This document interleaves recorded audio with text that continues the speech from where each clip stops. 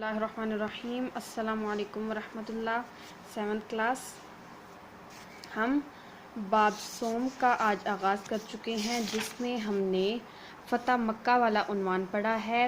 فتح مکہ کا پس منظر کیا تھا ہم نے پڑھا، اور اسلامی لشکر کی مکہ مکرمہ کی طرف پیش قدمی جو سیکنڈ جو ہمارا پیراگراف ہے یہ ہم پڑھ رہے ہیں، جس کو ہم لیکچر نمبر 2 میں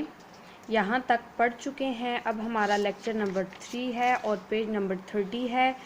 اور جو فتح مکہ والا سبق ہے اس کا لیکچر نمبر 3 ہے۔ آپ صلی اللہ علیہ وآلہ وسلم نے ابو سفیان کو عزت دی اور فرمایا کہ جو کوئی ابو سفیان رضی اللہ تعالیٰ عنہ کے گھر میں پناہ لے گا اسے امان ہے۔ یعنی کہ جیسے ہم نے پچھلے پیراگراف میں پڑھا کہ رسول اللہ صلی اللہ علیہ وسلم نے جب ابو سفیان کو دعوت اسلام دی تو ابو سفیان نے اسلام قبول کر لیا تھا، تو اسی طرح حضور اکرم صلی اللہ علیہ وسلم نے ابو سفیان کو اسلام پر ایمان لانے کی وجہ سے اتنی عزت دی کہ فرمایا کہ جو کوئی ابو سفیان کے گھر میں پناہ لے گا اسے امان دی جائے گی، یعنی کہ اسے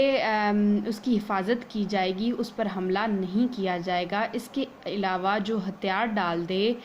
اور مسجد حرام میں داخل ہو جائے یا اپنا دروازہ بند کر لے اس کو بھی امان دی جائے گی۔ یعنی کہ جو شخص اپنے پاس جو ہتھیار ہیں وہ ڈال دیں، یعنی کہ چھوڑ دیں اور مسجد حرام میں داخل ہو جائیں یا اپنے گھر کا دروازہ بند کر لیں، ان سب لوگوں کو بھی امان دی جائے گی۔ حضرت ابو سفیان رضی اللہ تعالیٰ عنہ تیزی سے مکہ مکرمہ پہنچے اور حضور اکرم صلی اللہ علیہ وآلہ وسلم کی طرف سے امان کا پیغام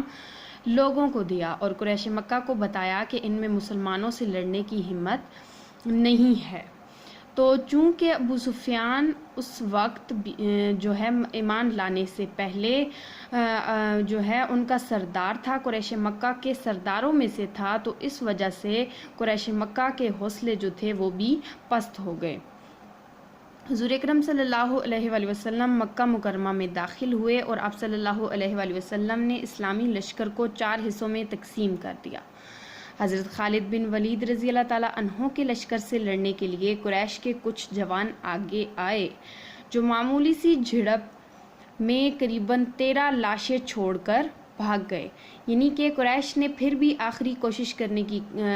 جو ہے وہ جسارت کی، اور کچھ جو نوجوان ہیں وہ لڑائی کے لیے آگے بڑھے، لیکن معمولی سی جھڑپ میں ان کے 13 جو بندے تھے وہ مارے گئے اور ان کی لاشیں چھوڑ کر باقی لشکر بھاگ گیا۔ اس کے بعد حضرت خالد بن ولید رضی اللہ تعالیٰ عنہ مکہ مکرمہ کی گلی کوچوں سے ہوتے ہوئے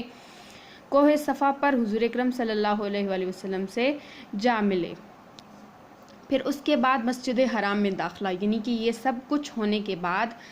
مسجد حرام میں داخلہ کیسے ہوا اب ہم یہ پڑھیں گے۔ اس کے بعد حضور اکرم صلی اللہ علیہ وآلہ وسلم انصار اور مہاجرین کے ساتھ، یعنی کہ انصاری صحابہ اور مہاجرین صحابہ رضی اللہ تعالیٰ عنہ جتنے بھی تھے ان کے ساتھ مسجد حرام میں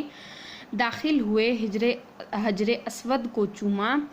اور اپنی اونٹنی پر بیت اللہ کا طواف کیا۔ طواف کے بعد حضرت عثمان بن طلحہ رضی اللہ تعالیٰ عنہ سے خانہ کعبہ کی چابی لی۔ اس وقت آپ صلی اللہ علیہ وآلہ وسلم کے ہاتھ میں ایک کمان تھی اور بیت اللہ کے اندر 360 بت رکھے ہوئے تھے۔ یعنی کہ جب یہ سب کچھ ہو گیا مدینہ میں مکہ میں، جب حضور اکرم صلی اللہ علیہ وسلم نے جو قریش مکہ تھے ان کو اتنا زیادہ پریشرائز کر دیا، یعنی کہ اتنا زیادہ ان پہ دباؤ بن گیا کہ وہ لڑنے کے لیے بالکل بھی تیار نہیں تھے، تو اس کے بعد حضور اکرم صلی اللہ علیہ وسلم اور ان کے صحابہ کرام رضی اللہ تعالیٰ عنہ مسجد حرام جو تھی اس میں داخل ہوئے اور حضور اکرم صلی اللہ علیہ وسلم نے حجر اسود کو چوما، حضرت طلحہ سے چابی لی خانہ کعبہ کی، اور اس وقت جب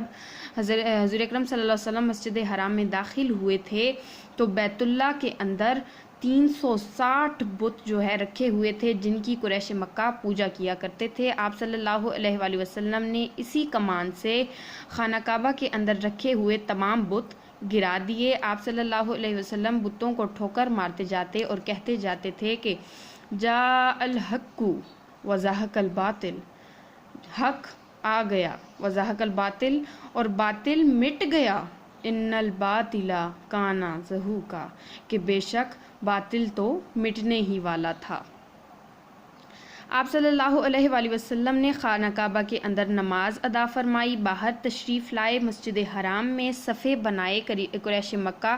کھڑے ہوئے تھے، یعنی کہ قریش مکہ کے جتنے لوگ بھی تھے وہ سب کے سب صفیں باندھے کھڑے ہوئے تھے۔ آپ صلی اللہ علیہ وآلہ وسلم نے اللہ تعالیٰ کی حمد و ثنا کے بعد قریش سے فرمایا کہ قریش کے لوگوں، تمہارا کیا خیال ہے کہ میں تمہارے ساتھ کیسا سلوک کرنے والا ہوں؟ تو وہ بولے اچھا۔ آپ صلی اللہ علیہ وآلہ وسلم شریف بھائی ہیں اور شریف بھائی کے صاحبزادے ہیں۔ آپ صلی اللہ علیہ وآلہ وسلم نے فرمایا تو میں تم سے وہی بات کہہ رہا ہوں جو حضرت یوسف علیہ السلام نے اپنے بھائیوں سے کہی تھی، آج تم پر کوئی سرزنش نہیں، جاؤ تم سب آزاد ہو، لا تثریب علیکم اليوم، کہ آج تم پر کوئی سرزنش نہیں، جاؤ تم سب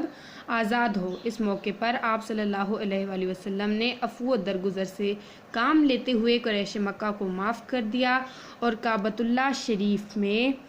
تمام جو بت تھے ان کو گرا دیا، تمام بتوں سے کعبہ کو پاک کر دیا۔ آپ صلی اللہ علیہ وآلہ وسلم کے عفو و درگزر اور رحم دلی سے قریش مکہ بھی ایمان لے آئے۔ اس طرح سے ہمارا یہ جو فتح مکہ والا چیپٹر تھا یہ ہوا کمپلیٹ۔